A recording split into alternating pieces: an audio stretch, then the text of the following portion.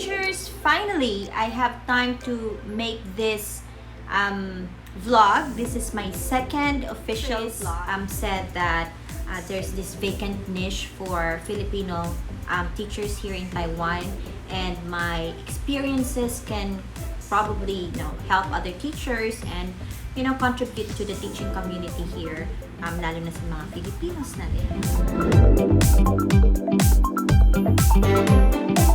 This little digital space that I have, I call this as the Flip Teacher series, and Flip Teacher because it stands for Filipino teacher in Taiwan. I will be sharing my experiences with relevant topics about life as a teacher in general, and of course education. So in this vlog, I'm going to answer 5 questions that I think would somehow give you an overview of Taiwan educational system. The first one, what can I offer or put on the table through this vlog series? Second, what is it like teaching in Taiwan? Third, what are the challenges or major issues of foreign teachers in dealing with the Taiwan educational system? The fourth, how much is the salary of a teacher in Taiwan? And the fifth, what are the advices or what are my advices to the new teachers here or aspiring teachers? So stay tuned, and I hope you'll find valuable lessons as I answer those 5 questions.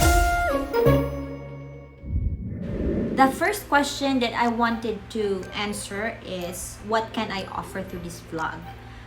The most apparent gap that I wanted to fill in through this vlog is to share with you my experiences as a teacher of other subjects. Kasi I've noticed the most common notion is, if you hear people say Filipino teachers in other countries, immediately they would connect that to an English teacher. But actually, there are a lot of opportunities for teachers of other subjects, hindi lang siya English. And I can attest to that because I've been here teaching and living in Taiwan for almost 2 decades, and I'm not an English teacher. I'm actually a science. Yes, you've heard it right. I've been living and teaching here in Taiwan for almost 20 years, and I am a science teacher. I remember one time sa isang forum, a lot of people wrote there and commented na in order for you to teach other subjects aside from English, you have to know the language, you have to understand Mandarin, you have to speak Mandarin. It's not entirely true because I'm not proud of this, but I cannot understand nor speak the language, and I've been here for almost 2 decades. My brain just can't process the language and not have the opportunity to practice Chinese. Kasi sa mga schools na I've been to, we speak English in school. The medium of instruction is in English. Kaya wala akong masyadong practice.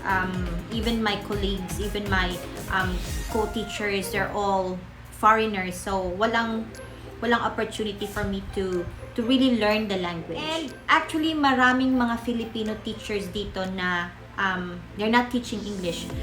Most of the Filipino teachers that I know of teaching sciences, and actually they have leadership roles sa kanilang mga schools. So that's the gap that I wanted to fill in. So the second question is, what is it like teaching in Taiwan? It's great. I think the best way to explain my answer is by sharing with you my teaching experiences here, so that you'll have another perspective of what it's like to teach here in Taiwan. I know I've heard a lot of stories about people experiencing or have experienced discrimination, a lot of hardships, applications, or a lot of challenges left and right. But I want to share my story. I want to share my experiences kasi hindi naman lahat negative. And I know several teachers na they've been living here in Taiwan. They're living pretty well, and yun din yung napag-usapan din namin na we're very fortunate kasi we did not really experience yung mga nababasa namin sa mga forums or na naririnig namin sa mga ibang teachers. Let me start with my first teaching job, and it was in one of the oldest international schools here in Taiwan. I taught biology, chemistry, and AP Bio there, and that's one of the school that really hire Filipinos. But during my time, I was the newest and youngest and the only Filipino that they hired in that year. That was way back 2003. Students are well behaved, they're courteous. I'm not so sure about now because, well, generally speaking, learners now are quite different. But during my time, the students are very well behaved, they are very respectful. Of course, there are some parents who are so demanding at hindi naman talaga mawawala yan sa isang school system. Meron talaga mga parents na, they demand a lot from the school. Kasi may mga parents din na very kind, na very supportive sa mga school program. And I've experienced that sa school na yun. During my stay there, I never received a complaint about me being a Filipino or about my accent. Nothing like that.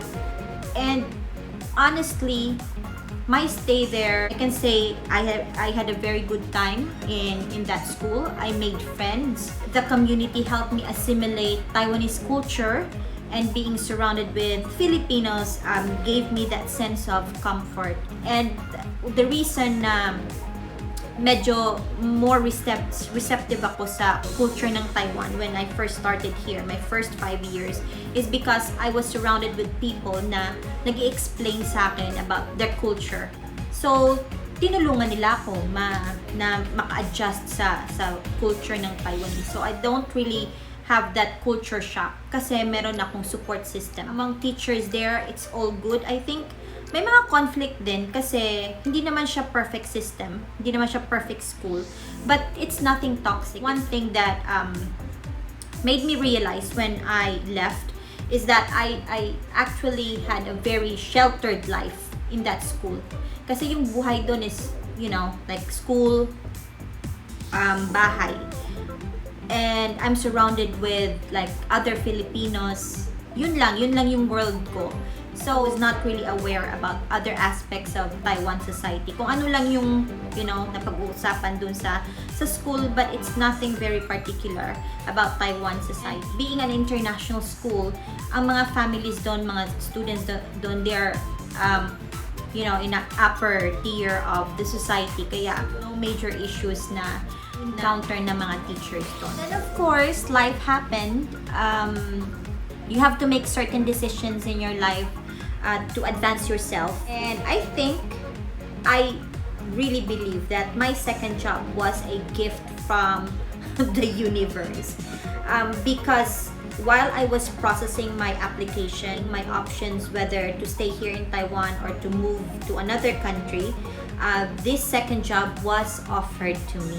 I think the entire universe was working in my advantage, in my favor, because it was also that year or that time when the government reduced the number of years for teachers or for professionals to get the permanent residency. So before, it was 10 years. In order for you to apply for a permanent residency, you have to stay in Taiwan for 10 years.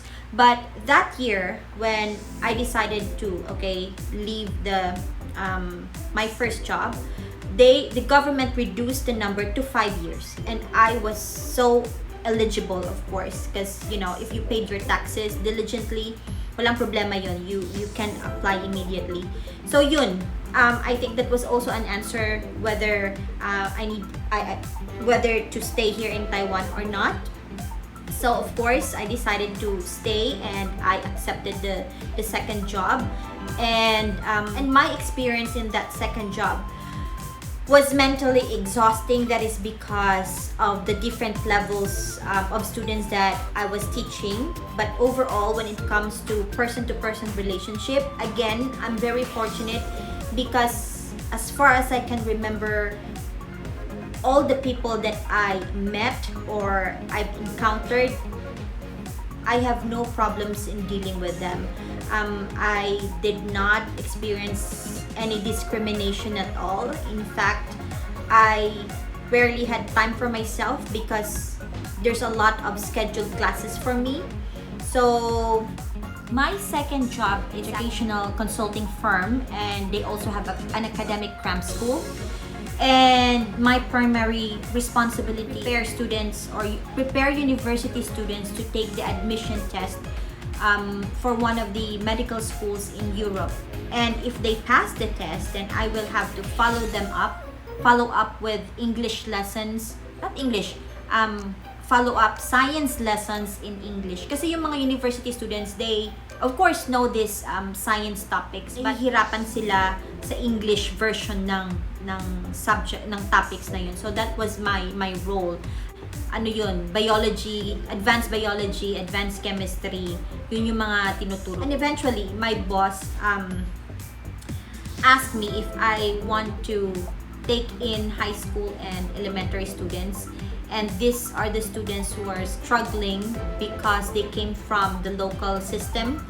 So, nag-transfer sila sa international schools and they had a hard time coping with their lessons in English. Main issues ng mga nasa international schools, it's not only English that they find difficult. Hindi lang yung English subject talaga. Nahihirapan sila sa ibang subjects in English. Kaya sa mga academic cram schools, I'm not so sure, but in my case, sa company, ang daming students na naghahanap ng science teacher. So I remember that time, my schedule was really full. I was the one who asked the secretary not to put, students in other slots kasi wala na akong pahinga. There was also a time na kahit lunchtime, 30 minutes na lang because there are students coming in. These are the ones who about to go to the international school. Kaya there are so many opportunities na for teachers of other subjects. Hindi lang actually English eh. For English, marami siyang competition. Sa ibang subjects, talagang you need to be in that particular field para to establish yourself.